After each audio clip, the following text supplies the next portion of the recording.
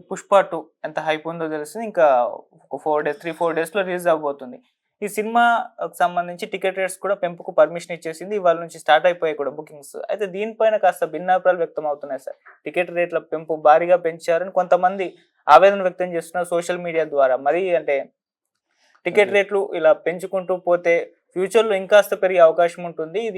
దీన్ని కాస్త స్వస్తి చెప్పారంటున్నారు. మీరేం చెప్తారు? మీది స్టాండర్డ్ వైబ్ సార్. నేను నేను ఖచ్చితంగా గతంలో కూడా చాలా ఛానల్స్‌లో కూడా నేను ఒక రిక్వెస్ట్ పెట్టాను హ్మ్. కూడా. రేట్లు పెంచకండి దయచేసి. ఎందుకంటే మీరు 'పుష్ప 1' ఆ టైంలో రిలీజ్ అయినప్పుడు, హ్మ్. 'పుష్ప 1' రిలీజ్ అయినప్పుడు ఏ టైంలో రిలీజ్ అయింది? పాండమిక్. కరోనా టైంలో రిలీజ్ అయింది. అవును. మామూలు రేట్‌లో రిలీజ్ అయింది. హ్మ్. అయినా సూపర్ హిట్ అయింది సినిమా. అవును. మీ సినిమా 'అఖండ' 2 తక్కువ రేట్‌లో రిలీజ్ అయ్యి కూడా బ్రహ్మాండమైన కలెక్షన్ చేసింది. హ్మ్. ఆడియన్స్ 1కి 10 మార్లు చూసారు.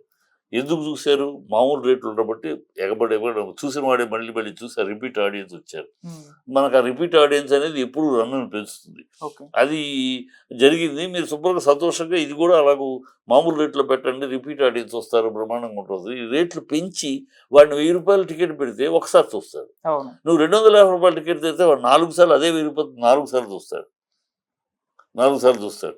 మీకొచ్చే ఆదాయం ఒకటే. హ్మ్. కానీ వాడు 4 సార్లు చూస్తాడు. వాడు ఇంకా ఆనందం పెంచు ఆనందం 10 మందికి పంచుకుంటాడు. ఇంకా ఇంకా ఆ రిపీట్ ఆడియన్స్ వస్తారు. హ్మ్. సో, మీ 'అఖండాను' మీరు ఆ టైంలో రిలీజ్ అయినప్పుడు డబ్బులు రుచి చూసింది అక్కడే. ఆ రిపీట్ ఆడియన్స్ తోటే మీకు అంత కలెక్షన్ వచ్చింది.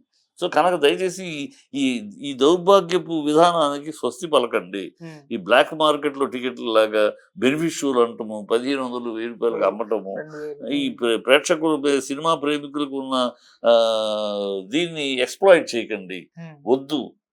మీరు ఇలాంటి పెద్ద సినిమా అలా చేస్తే మిగతా వాళ్ళు కూడా అదే ఫాలో అవుతారు. మనం రేటు సినిమా బాగుంటే మన రేట్ ఎప్పుడు పెంచుకోవాలి మీకు సినిమా మీద అనుమానం ఉంటే. మీ సినిమా నిలబడదో ఏమవుద్దో ఏమో. అందుకని 2, 3 రోజుల్లో ఎంత కలెక్షన్ వస్తే అంత కలెక్షన్ అనే దౌర్భాగ్యపు ఆలోచన మీకేమన్నా ఉందా సినిమాని గురించి? సినిమా మీద మీకు కాన్ఫిడెన్స్ ఉంది కదా! హ్మ్. సినిమా బ్రహ్మాండమైన సక్సెస్ అవుతుంది కదా! ఎందుకు ఈ ఈ దౌర్భాగ్యపు అలవాట్లు? వద్దు అని రిక్వెస్ట్ చేస్తాను. దయచేసి మీరు మామూలు రేట్‌లో రిలీజ్ చేయండి. 1కి 10 మాటలు చూస్తారు ప్రేక్షకులు బాగుంటాయి. మీ 'పుష్ప' అలాగే చూసారు. మీకు ఎక్స్‌పీరియన్స్ అది. తక్కువ రేట్‌లోనే బ్రహ్మాండంగా చూసారు. ఇంకా మొదటి రోజుల్లోనే 30,000 30,00,00,000 వసూలు చేసింది.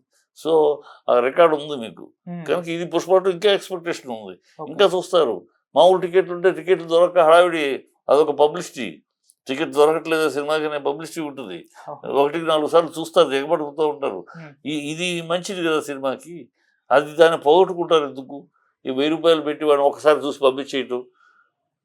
అయ్యన్నీ తప్పుడు మార్గాలు. నేను ఒప్పుకోను. అది వాళ్ళు చేస్తే ఇక వాళ్ళ అవకాశం ఉంది చేసుకుంటామంటే ఇక వాళ్ళ కర్మ గాని అది. హ్మ్. అది కరెక్ట్ కాదు. ఓకే. అంటే అంటే అభిమానాన్ని ఎక్స్‌ప్లాయిట్ చేయటం. ఓకే. వాళ్ళు సినిమా అభిమానులు ఉన్నారు కనుక వాళ్ళని మనం వంచటమే. అభిమానం ఉంది కనుక పెనాల్టీ ఎయటం వాళ్ళ మీద. హ్మ్. అది కరెక్ట్ కాదు. ప్రేక్షక దేవుళ్ళు అంటున్నాం.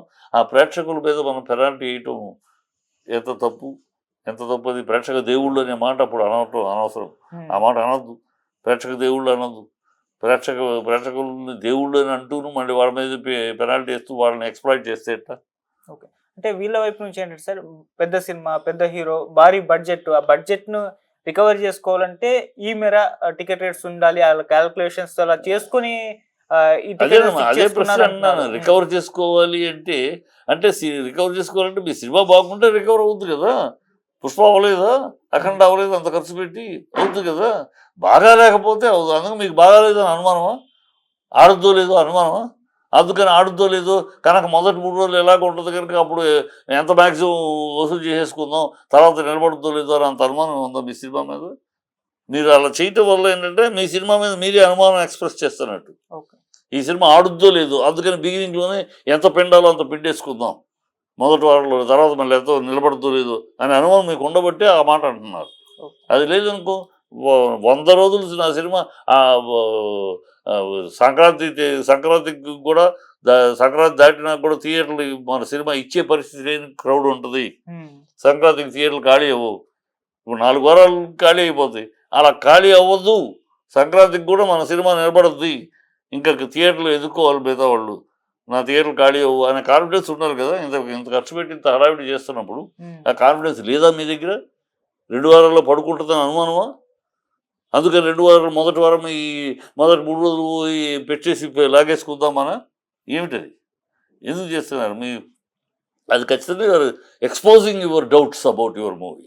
ఓకే. మీరు రేట్లు ఎక్కువ పెట్టి వసూలు చేసుకోవాలి, ఇంత ఖర్చు పెట్టి వసూలు చేసుకోవాలంటున్నారంటే you are exposing your doubts. మీకు కాన్ఫిడెన్స్ ఉంటే మామూలు రేట్లు వెళ్ళండి, ఇంకో వారం ఎక్కువ ఆడద్ది, ఓకే. ఇంకో వారం ఎక్కువ రోజులు ఆడద్ది. థియేటర్లు రిలీజ్ చేసిన థియేటర్లు అన్నీ 4 వారాలు ఆడద్ది. 2వ వారం థియేటర్లు తీసేయకుండా కాన్ఫిడెన్స్ తోటి ఉండండి. అది ఓకే. అలాగే సార్ ఇప్పుడు ఈ సినిమా కలెక్షన్స్‌ల విషయంలో కూడా ఒక చర్చ ఎప్పటినుంచో జరుగుతుంది. ఇది 1000 కోట్ల మార్క్‌ని దాటుతుందని చెప్పేసి. ఎందుకంటే బాలీవుడ్‌లో కూడా సార్ ఈ సినిమా వస్తుందని చాలా సినిమాలు పోస్ట్‌పోన్ చేసేసుకున్నారు. మరి అది హ్యాట్స్ ఆఫ్ అమ్మ. మనం దాని వ్యాపార విషయాలు పక్కన పెడితే every Telugu fellow should feel proud, గర్వంగా ఫీల్ అవ్వాలి. మన తెలుగు సినిమా, మన తెలుగు హీరో బాంబేని గడగడలాడిస్తూ అసలు దేశవ్యాప్తంగా ఇంత హడావిడి, పాట్నాలో అంత హడావిడి ఏంటి, తమిళనాడులో హడావిడి ఏంటి, కేరళలో హడావిడి ఏంటి, బాంబేలో హడావిడి ఏంటి, అసలు ఏమిటి హడావిడి? అసలు మొత్తం తెలుగు రాష్ట్రాలే ఫంక్షన్లోనే తెలుగు రాష్ట్రాల్లో జరిగినట్టు ఉంది. ఆ జనాలతో ఆ హడావిడి హంగామా చూస్తే. So we should be proud.